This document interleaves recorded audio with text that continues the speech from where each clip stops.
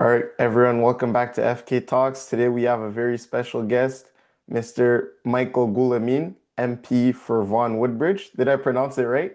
That was very well done, Very man. well done. Thank A you. true host right there. So, Thank if you only very my much. school teachers would have been as equipped as you to pronounce my last name. Thank you. And yeah, we're just going to kick it off with you. Just give us a little bit of an introduction of who you are, what you do. Okay, so I'm Michael Guglielmin. I was born and raised in Woodbridge, Ontario, the riding that I now represent as a federal member of parliament.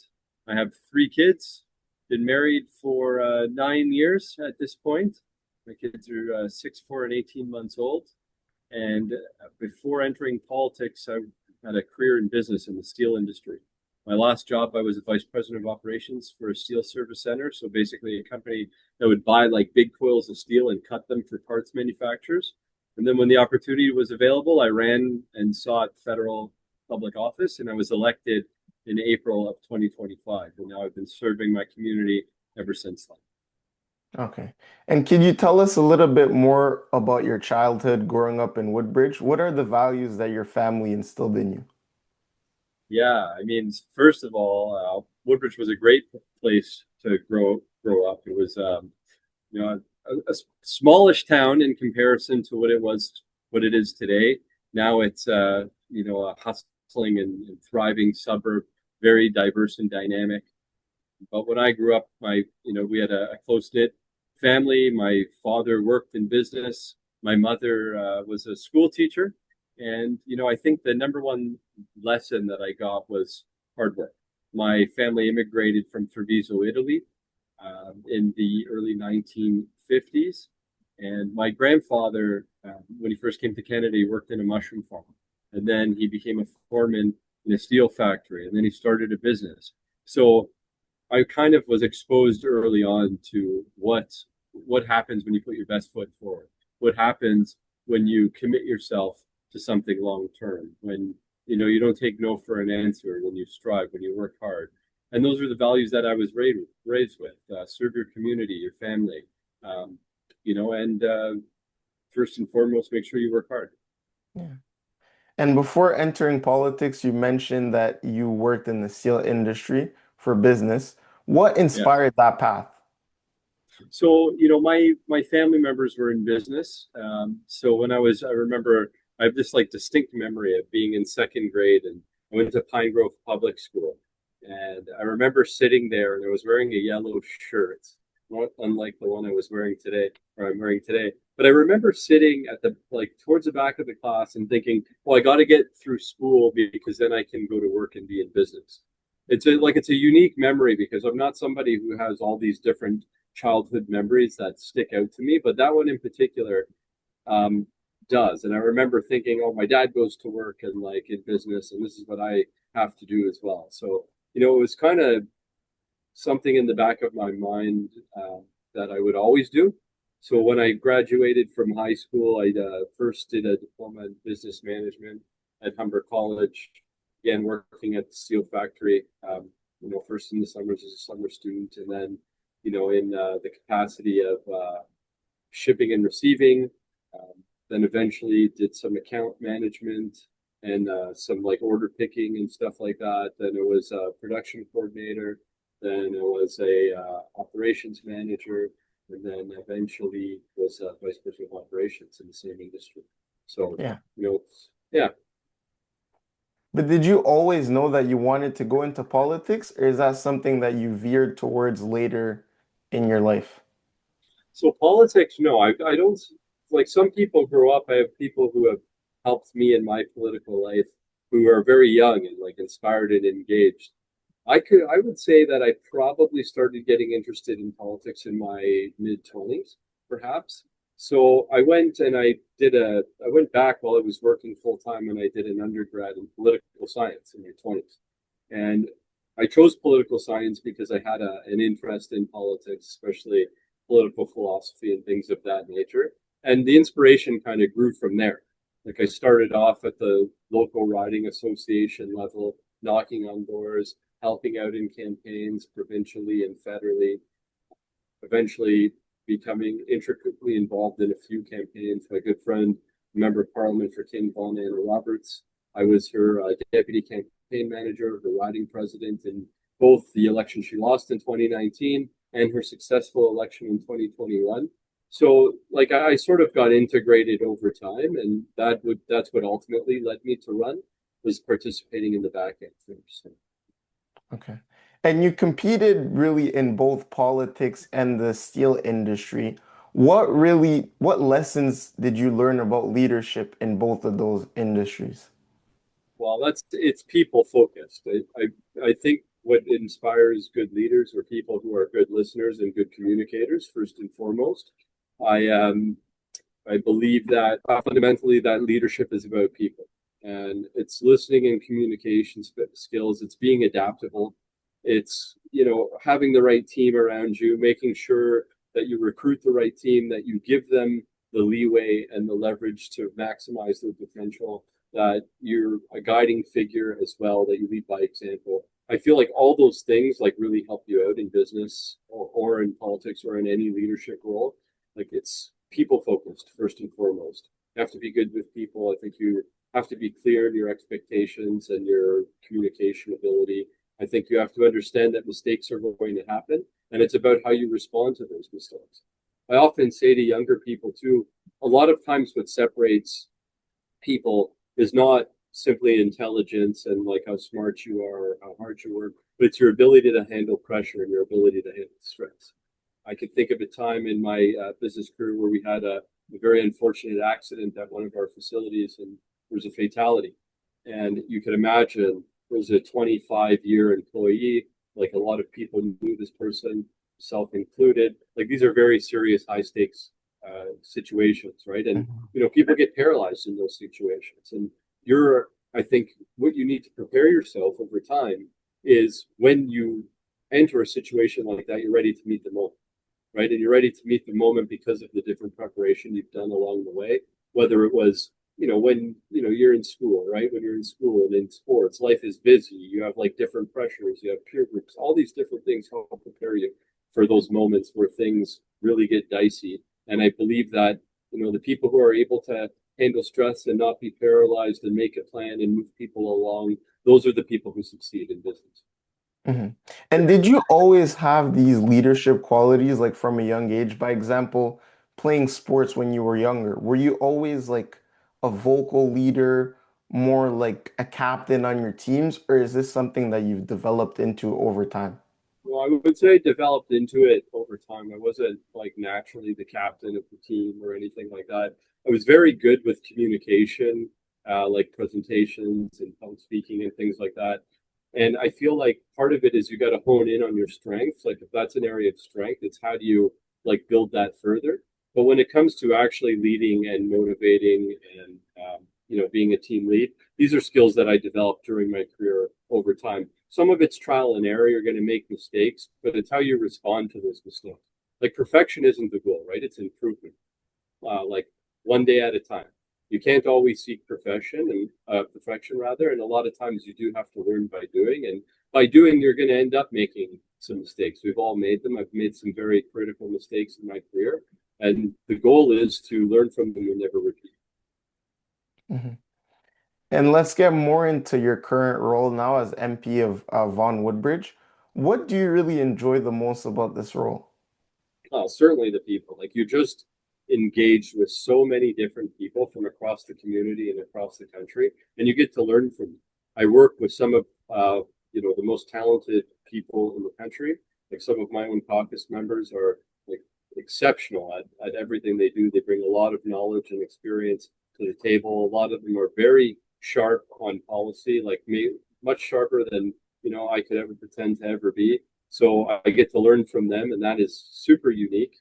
And again, I would say the other thing is being able to use my business acumen developed over the years to help influence policy or help uh, promote a narrative on committee that says to stakeholders and businesses and enterprises that feel like they're being left out of the equation, hey, I understand you. I was one of you. And now I'm going to bring that sort of knowledge and understanding forward to Parliament to help advance policy initiatives that are better for industry.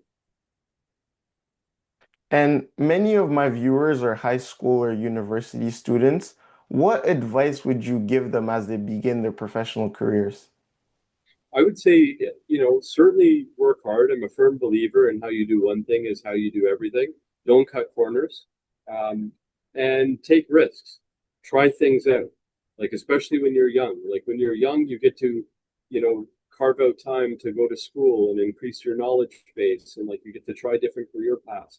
Find something that fits you and be true to yourself. Don't just do things other people want you to do or what they think is a good idea for you to do. You have to like try different things so you can understand what it is that you like to do and who you want to be, right? And then pursue that because that's where you're going to find meaning. Not everything's all about chasing dollars. You got to find an interesting career. I'm very fortunate up until this point. I've had a very interesting career in business, super dynamic politics. Like no job is like this job. No 2 days are the same.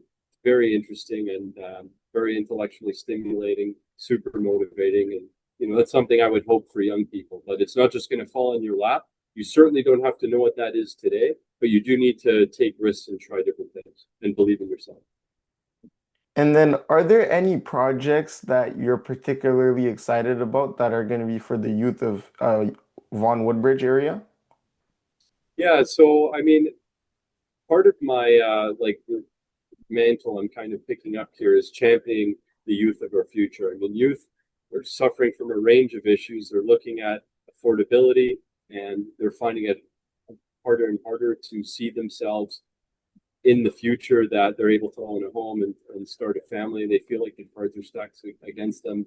They're living at a time where artificial intelligence is on the rise and there's uncertainty about jobs and like what the future will look like. And I think we certainly can't forget our young people and we need to include them in the conversation, which is why I started a youth advisory council.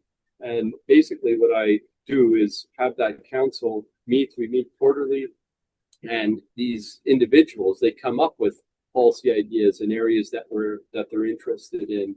And recently we did some collaborative work where people have put petitions together on certain points, policy points that are important to them, and we're going to advance those in parliament.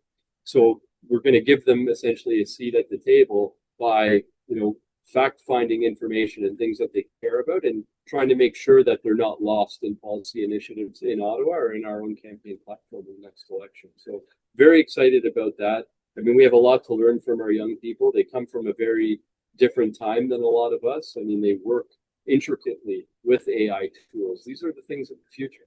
And these are skills that young people are going to need to have. And, we got to make sure that we're facilitating a responsible government that doesn't have young people lost in the communication and translation, one where they can afford to live, one where they're inspired about the work they're going to have, one where we're making policy choices today that lay the groundwork for the future of our future leaders of tomorrow. Mhm. And you mentioned a lot like AI while you were talking there. What is your stance on AI? Do you see it as more of a positive tool or as a negative? I see it as a tool for sure. I think it can be very positive. Like our country suffers from lagging productivity and efficiency, and I feel like AI is the solution to that tool. Where it could be negative is on the jobs front, and there's so much unknown. You have people saying, "Oh, it's not going to be that bad. Look what happened during the Industrial Revolution." Then you have AI safety people who are saying, "Well, hold on a minute. We've never seen a technology like this." I think I'm cautious about the impact of youth on jobs. I think that is a problem that we can't overlook. And, how would we go about solving that problem? I think one is getting and ensuring people have the AI training to ensure that they could use these tools. It's very hard to speculate on what the world would look like with super general intelligence and all these different things. But in today's world, what I see is we have to have government promote a culture of people who are learning how to utilize these tools to better themselves. There's nothing more powerful than a young person who knows how to use AI that says, hey, I could do the job of 10 people in one person. Like that is a powerful tool that's going to create efficiency. So my advice to young people is learn how to use these tools and become a machine with them. Become a warrior. It'll allow you to add a lot of value. I think it's inevitable that companies are going to go in that direction. in the direction that they're going to be utilizing AI more and more, because as these tools become more proficient, people who don't adopt them will get left. So we have to make sure as a culture, as a society, as government, that we don't allow that. Mhm. But don't you see that there might be also a little bit of a negative way AI that, by example, it could replace like physical interaction between Yeah, people? I totally agree that that is a risk point, but I also believe that human beings long for interaction and social interaction. And this is why some of the skill sets that young people need to learn for the future that we're running into is how to be social. Like those creative skills are going to become more and more important. That human to human interaction, I feel like that is going to be what's more important. I'm not one of those people who think AI can replace the interaction at a human level. I think the more we develop technology, we do run the risk of displacing people. If virtual reality ever becomes like workable to the point where it's indistinguishable from reality, which is like a huge long shot right now, but not impossible, is there going to be an issue where potentially people are locked inside these things all day and not interacting with one another? I'm sure it's a risk point. It's speculative at this point at best. I think the most immediate risk would be job displacement by people who don't know how to use AI tools. I think we can clearly say this is a thing today. So my advice to young people is to equip themselves with these tools. And you can do that online, learn how to use different AI models, learn how to like integrate them with your workflow and stuff like that. These are all things people can do today for free that will add value to themselves and to industry in the future. And yeah, let's not throw the baby out with the bathwater. There could be a lot of social and societal issues with massive job displacement. We have to be cognizant, but we're faced with a reality that countries like China, for example, are streaming ahead full tilt at AI and artificial or AI development. I mean, they have a declining population. We're going to have productivity issues, so they need to get this question right. That means the United States isn't going to allow them to have dominance, so they're going to proceed uh, full speed ahead on this. So countries like Canada, we're almost like participants in this game. We're not leaders in this game. So we have to figure out how we're going to, manipulate these resources and tools for the benefit of our country and our people. Mhm. And this is the last question. So on my podcast, we have a tradition where the last guest leaves a question for the next guest without knowing who they are. So the question that's been left for you is, what is your why? What motivates and inspires you to do what you do? Yeah, I would say my why is the future. I look at my kids, 6, 4, and 18 months. This is their world. I look at you. I look at some of the younger people who work with me in politics, and some of my neighbors' kids and my other nieces and nephews. Like this is your guys' future, right? And my generation really got to inherit a great country. In the last several years, we're seeing a lot of this erode cost of living. Like people are less excited about this great and beautiful country that we have here. So my why is how do we turn this around and leave a better place for you guys to take over? Because you're the next stewards. It's going to be your responsibility. I want to make sure that you guys have the opportunity to have as rewarding of a life as I've had up until this point and find meaning and purpose in the things that you do and be able to raise families if that's what you so choose to do and contribute to this great and beautiful culture. Nothing makes me sadder than hearing on a regular basis that people because this is the best country in the world. Mhm. Yeah, I really appreciate you coming on, Mr. Michael Guillemin. Thank you for your contribution and explaining everything very well. And just thank you for coming on. Thank you very much for having me. I really appreciate it. Best of luck. Feel free to reach out if you ever need anything. Thank you.